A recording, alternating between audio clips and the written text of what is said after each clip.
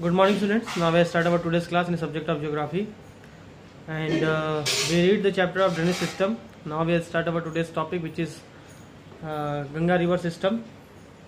In this topic, we look about the Ganga drainage system in India. तो सबसे पहले एक इम्पॉर्टेंट बात तो ये है कि गंगा पूरे भारत की सबसे इम्पॉर्टेंट रिवर है। सांस्कृतिक रूप से बहुत जुड़ाव है इसका कल्चरली, और बहुत सारे बड़े कल्चरल सिटीज इसके किनारे बसे हुए हैं। बहुत पवित्रता के साथ इस नदी को माना जाता है। भारत में काफ़ी पवित्र इसके पानी को माना जाता है, और बहुत सारे मिथिकीय स्टोरी यानी कि एपिक स्टोरीज इसके साथ जुड़ी हुई हैं कि गंगा नदी कैसे आई। तो बहुत हिस्टोरिक रिवर है ये। और इसको देखिए तो सबसे पहले ये उत्तराखंड स्टेट के उत्तरकाशी डिस्ट्रिक्ट में करीब 3900 मीटर की ऊंचाई से निकलती है, और जहाँ से निकलती है उसे गंगोत्री कहते हैं। ग्लेशियर है, ग्लेशियर मेल्ट होकर के निकलता है तो उसे गंगोत्री कहते हैं। और ये एक बहुत बड़ा तीर्थ भी है, लोग यहाँ दर्शन करने भी जाते हैं गंगोत्री। और यहाँ पे जहाँ से ये निकलती है यहाँ पे इसका नाम भागीरथी, इसको भागीरथी के नाम से जाना जाता है। फिर ये मिड हिमालय और स्मॉल हिमालय के बीच से निकलती हुई वहाँ से क्रॉस होती हुई ये एंट्री करती है देवप्रयाग में, और देवप्रयाग में ये अलकनंदा से मिलती है, और अलकनंदा से मिलने के बाद इसका नाम होता है गंगा। अलकनंदा नदी का जो स्रोत है वो बद्रीनाथ के ऊपर सतोपत ग्लेशियर्स है, वहाँ से अलकनंदा नदी निकलती है। और ये अलकनंदा धौली और विष्णु गंगा धाराओं से मिलकर के बनी, यानी कि ये दो नदियों की धाराओं से जो अलकनंदा है वो धौली नदी और विष्णु गंगा इन दो छोटी नदियों की धाराओं से मिलकर के बनी है। तो इस प्रकार देखिए कि आज का जो गंगा का स्वरूप है वो अगर उत्तराखंड में देखा जाए तो कई छोटी छोटी धाराओं को कई जगहों से वो धाराएं फूट रही हैं, और निकलने के बाद एक जगह पे जब वो एक हो रही हैं, मिल रही हैं, तो वो एक बड़ी नदी का रूप ले रही हैं साइंटिफिकली अगर देखा जाए तो। इसके बाद जोशीमठ या विष्णुप्रयाग में ये धौली और विष्णु गंगा मिल करके अलकनंदा बनाती हैं। अलकनंदा की भी ट्रिब्यूटरीज है, सहायक नदियां हैं जिन्हें पिंडार कहते हैं, पिंडार नदी, और ये इससे कर्णप्रयाग में मिलती है।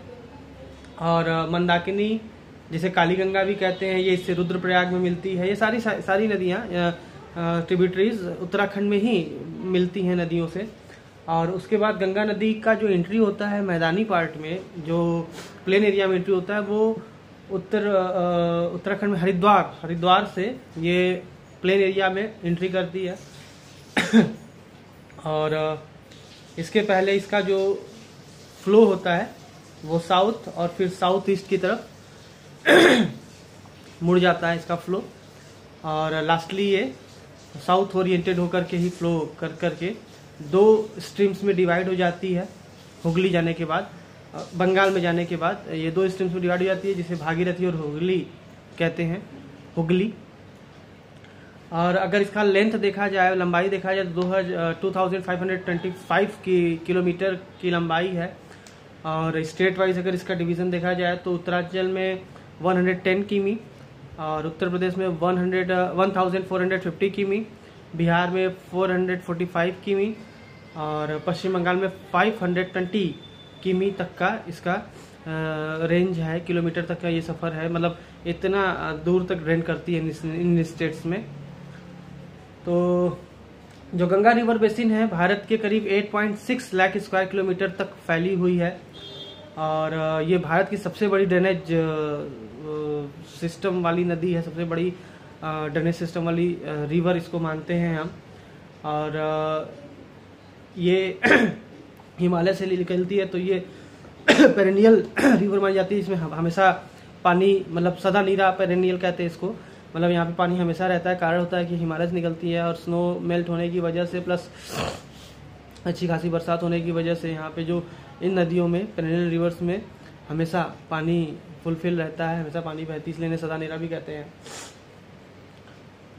सोन रिवर जो है, सोन रिवर, ये इसके राइट साइड से इससे मिलती है, राइट बैंक से इससे मिलती है। और रामगंगा, गोमती, घाघरा, गंडक, कोसी ये लेफ्ट साइड से आकर के गंगा से मिलती हैं।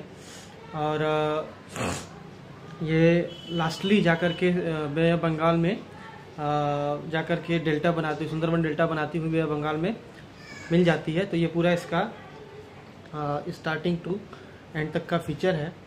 और इसके बाद इसकी सबसे बड़ी ट्रिब्यूटरीज जो है यमुना, ये इसके वेस्ट से इससे मिलती है और सबसे लंबी सहायक नदी है यमुना इसकी। और इनका यमुना नदी का भी जो स्रोत है वो यमुनोत्री है, यानी कि यमुनोत्री ग्लेशियर्स है।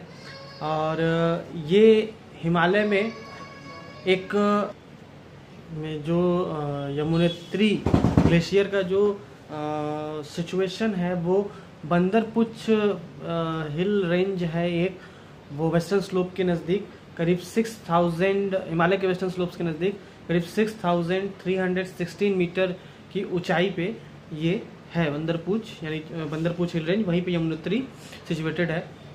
और प्रयाग यानी कि इलाहाबाद में आकर के ये गंगा से मिलती है और इसीलिए यहाँ पे प्रयाग कहते हैं इसको।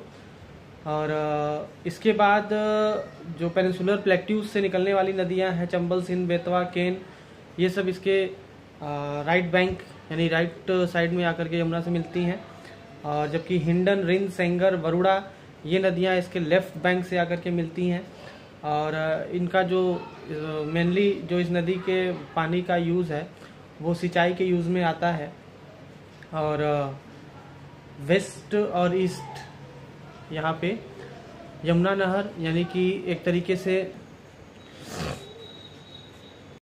इसके बाद चंबल नदी की बात करेंगे तो चंबल नदी जो है वो मध्य प्रदेश के मालवा प्लेट्यू रीजन से महू नाम का एक जगह है, वहाँ से निकलती है और ये नॉर्थ ओरिएंटेड होकर के बहती है, एक जॉर्ज बनाती हुई राजस्थान के कोटा में पहुँचती है। यहाँ पे इसके ऊपर गांधी सागर डैम बना होता है और फिर इसके आगे ये कोटा से बूंदी, सवाई माधोपुर और धौलपुर होती हुई यमुना में मिल जाती है। और ये अपने बैडलैंड्स फॉर्मेशंस के लिए बड़ा प्रसिद्ध है, जिसे चंबल रेविन्स भी कहते हैं, या बीहड़, चंबल का बीहड़ जो कहा जाता है, इसे कहते हैं।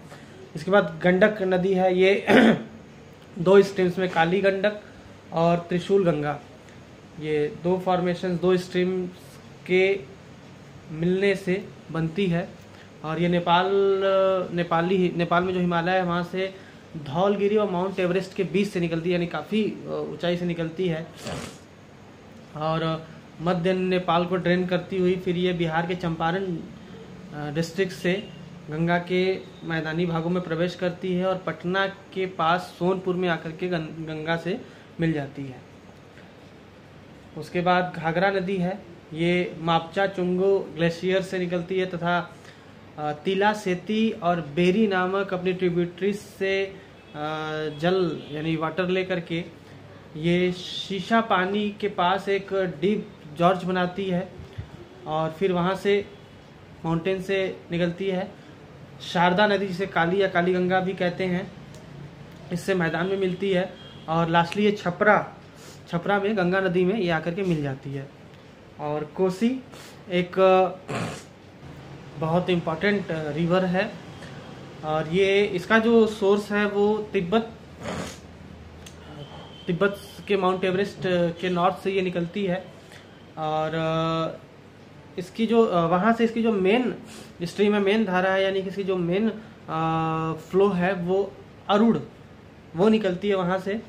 और नेपाल में और सेंट्रल हिमालय को पार करने के बाद ये वेस्ट में सोन, कोसी और ईस्ट में तमुर कोसी से मिलती है और अरुण नदी से मिलकर के ये सप्त कोसी बन जाती है, यानी कि काफ़ी स्ट्रीम्स, काफ़ी धाराओं के मिलने के बाद ये कोसी नदी मूल रूप से कोसी नदी बनती है।